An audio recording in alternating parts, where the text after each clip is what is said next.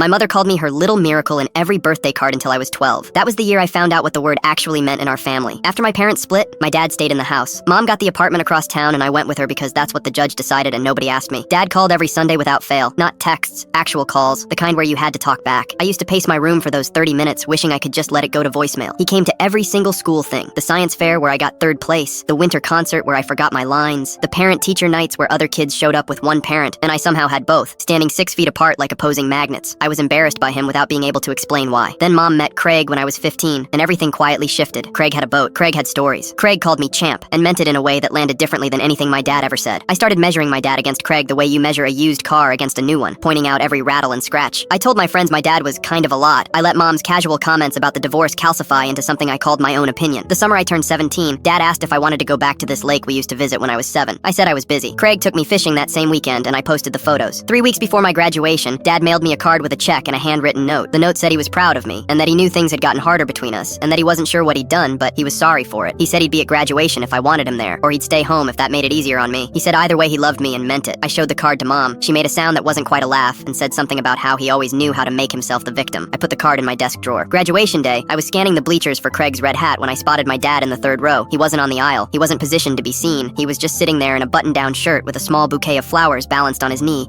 watching the processional with this expression I didn't have a word for yet. Not sad, exactly. Something quieter than sad. I looked at him for a long time without him knowing. He clapped for every single name called before mine. I watched him do it. Not the polite 2-second clap people do when they're waiting. Real applause for strangers' kids for the full duration, every time. When they called my name, he stood up. He was the only person in his section standing. The flowers shifted in his grip, and he caught them, and he was smiling so hard his eyes were doing something I'd been too old for too long to let myself recognize. After the ceremony, I went to him before I went to anyone else. I don't know why. My feet just made the decision. He hugged me the way you hug someone you thought you might not get to hug, and I felt 3 years of choreographed distance collapse in about 4 seconds. He didn't say anything about the lake. He didn't mention the card or whether I'd read it. He just held those slightly crushed flowers out and said he was glad he came. In the car home, I asked Mom what exactly had happened with the divorce. Not her version, I told her. What actually happened? She was quiet for a long time. Then she said it was complicated. That was the first time her answer felt like an answer. I called my dad that Sunday, and the Sunday after. By the 3rd call, I started letting the conversation go past 30 minutes. By the 4th, I stopped pacing.